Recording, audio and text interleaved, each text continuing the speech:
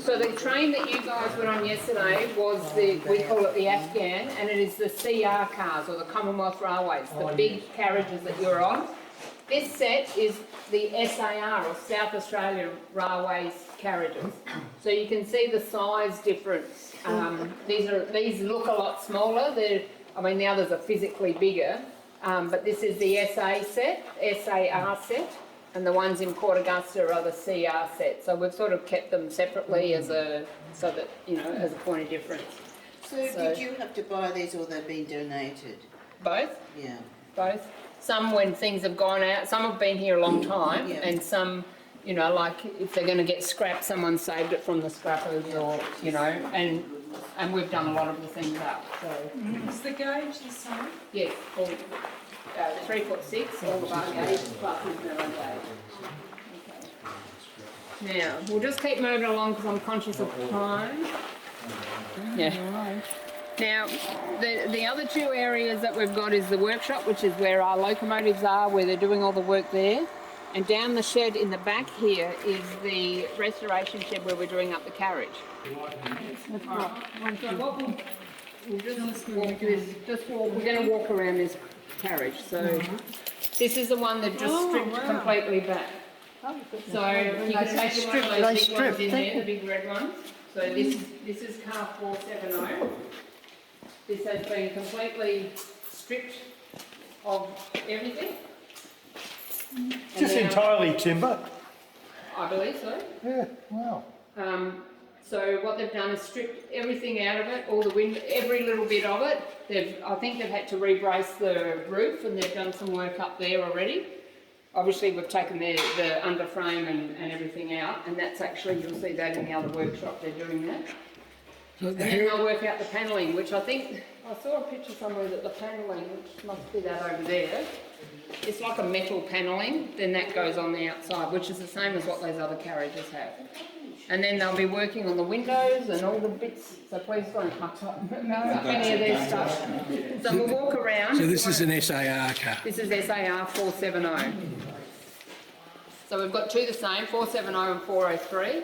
403 is still in the restoration, in the shed waiting for some love. But see, one of these to start from where to go, probably, you've got to base it on about 5 years. Wow. So yeah, so it's The quite... planned re-entry date for this is what?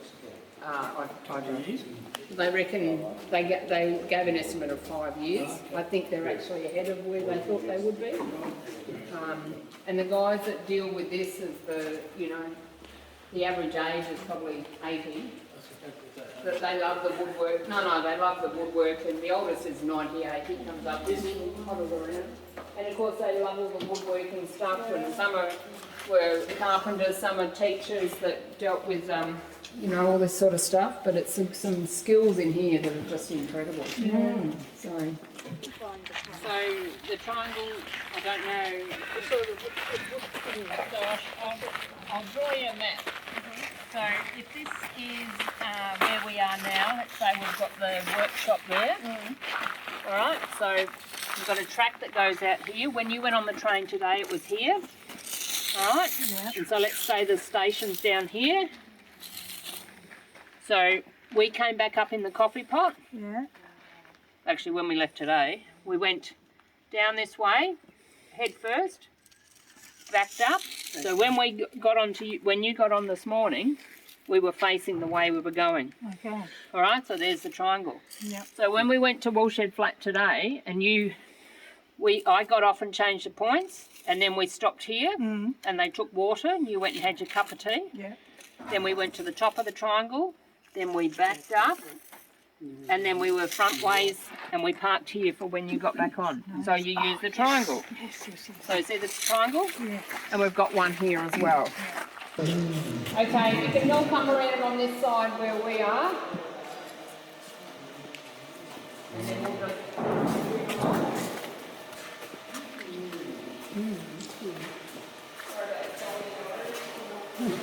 Find the boy. Has that W class 1, Bronwyn? This one doesn't. I've seen it in here. Just watch. But we've got 933, 34, which is at the front, which is sister to 33 that is running. It's just, and I don't know, it needs something done. If you come down, you'll be able to see them. They're putting the wheels. You can see the pit that the wheels come up and down in. So, and Jarrod's here, and he'll be able to just into the 5-minute rundown. All about what you're doing. So this is Jarrod, and this is Aaron, another couple of volunteers. So Jarrod's in charge here doing, go for it, Jarrod. Yeah, so we took the Loco out of service at the beginning of this year just to do a couple of routine things that turned into a bit more of an exercise than it always does. It had a little slight knock come from the wheels, so we took the wheels out just to investigate, and turned out that the bearings needed renewing. So all bearings, they've got a liner of white metal which is bonded to the bearing, which actually runs on the bearing face. So we've replaced the white metal and rebored them to suit. Now it's getting to the pointy end where we put them all back together, and we're about to put them back up into the Loco. So makes it very easy to be able to use a drop pit, because I think there are 2 preservation societies in the country that have access to a drop pit. Everyone else has to get a crane in to lift the Loco up to actually drop the wheels. That's hydraulic, is it? It is. So that was actually pulled from in the water in Port Augusta. Yeah. So this drop pit was originally here, and there was a similar one in Port Augusta, this is the Jack Comet. It was originally air over water, hydraulic. Yeah. Which was, could have been better, but it was then for a period pneumatic, and only recently it's sort of been, slightly modernised to have a hydraulic power pack. You guys did that here. Yeah, just to have a water ram. Being in the age of the years, it's got very, very old, reasonably primitive steel on it too, which it's never really designed with pressure oil. Which made it, if we were to do it again, you'd have a table that supports both wheels and the whole thing drops. But for what we meant to do, it's perfect. What are those driving wheels weigh? That's set. What's that set weight? Each wheel would be about 700 tonnes, so that'll be, nearly 2 tonne there. Axle will do. And before it was made hydraulic, it's now got a motor on the wheel, so you can traverse it across. I see. So you can go between the roads. Without that motor, you just have to get in the pit and push it across, which is not a lot of fun. Did a swap one night between 2 Locos. Had a Loco had a failed wheel set, and it had to train the next day. So we brought one Loco in on that road, dropped the wheel set out and brought it up here, and dropped the wheel set out of one here and put it up in the other. So those driving wheels fit more than one Loco. Driving wheels are a bit, there's a few things that can be changed, but the trailing wheels set out of a dozen in plus. Okay. So we've got 5 of them. You moved them Yeah. to make one Loco operation. And that was, we started that at about 5 o'clock in the afternoon and finished that at just after 12 That night. that night. So a day, 8 hours, 7 hours. So if you've got any other technical questions or engine questions for Jarrod, he's your man. Right.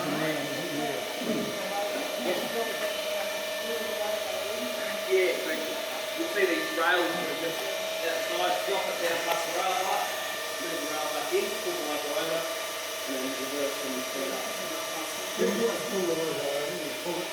The diesel at the other end. Oh, you shut it. What are your skills? You're a qualified what? I'm an apprentice fitter. Fitter. Yeah, pretty much that. So what are you doing at home with your dad? So yeah, my old man and grandpa have been involved in Carriage Railways for a number of years. My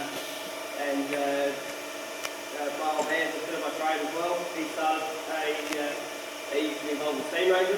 Yeah. After, and he was in the project when he was about my age, or a little bit older. He finished it when he was 28.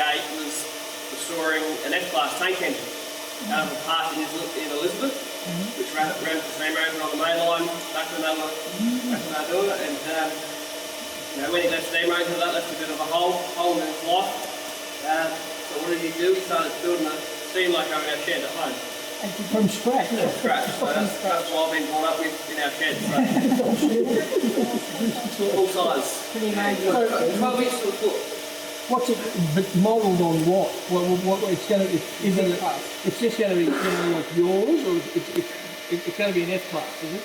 It'll be a Z class, South Australia Railway Z class. So they were a photo for you, but they were a South Australia Railway Z class, which none of them survived. There were 10 built, and they last on the scrap in 1956. And your father worked on it, did he? No, it was just a missing link in the preservation scene here in South But Australia. somewhere on the internet, there's specifications. So, the South Australian Railway was pretty good in the end. All the drawing office that is Loco's Workshops had all the drawings for every loco they worked on. So all the original drawings are still around, and they are now in the National Railway Museum in Port Adelaide. So, Oh, good. Okay. so we've got photocopied full-size drawings, so 210 drawings in all. Okay. So when's this loco going to hit the track? Within the next 5 years, it's I'd say about 85%. You'll run it out of here. There we go. 3.6. It's amazing. I just didn't want to. I didn't know how big his backyard was. You know, whether we could have had. It's 3.6. Listen, the guy's building a full-scale steam loco in his backyard. You get it out. If you On a truck. We'll have to, that would have to truck. So, yeah, the driving wheels, so it's a 4x0 wheel configuration, so four driving wheels. Yeah. They are quite a bit bigger than that. They're 4'6" diameter instead of, I think they're about 4 foot. Okay. Yeah. So they weigh 980 kilos each. Where's that photo taken? It's not your backyard. That was actually at my old man's work. He works One Rail as a Yeah, I know what. he's a loco maintainer. So we use the overhead crane when we. So that's liquid nitrogen shrinking the axle to fit to the wheel. We use the overhead crane to fit it. Because One Rail's the latest iteration of somebody. I'm Who were they? AN, Clyde to EDI to Genesee, Wyoming, One Rail. That's beautiful. So you built the boiler from scratch? Yep. You are? Yep.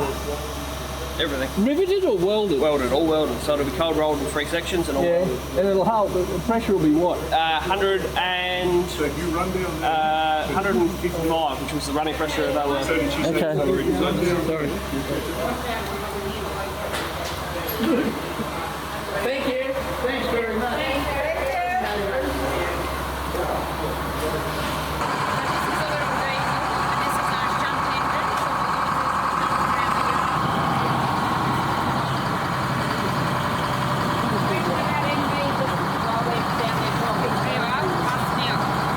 What's its provenance? It was a steam loco in an earlier life, is that right? Yeah. The cab was actually at the other end. So this would have been the smoke box. It was just a local sun engine. Yeah. It operated here when it was functional. Yep. And it was what class? Indeed. So that's steam loco still. So N being narrow gauge, B being the fast. I did. I've got to remember it, that's all. Just remember it. Straight out that way. Right, so these are our other 2 diesels that we use. We use this NT76 quite a bit as our our main engine for shunting. So the little NB will move around the yard. This one will go on the main line, and if we do a works train or anything like that, we'll use the NT, or we'll use the NSU, which is a heavier diesel. Yeah, this seems to be the Alright. Well, I hope you enjoyed your look around. Oh, thank you so much. Thanks, Bronwyn. Thank you. Yeah, so that's all right. So we'll just safely get you out the front gate. That was good. We covered it just quickly. We covered it. It was just quick. Yeah. Why am I in big trouble?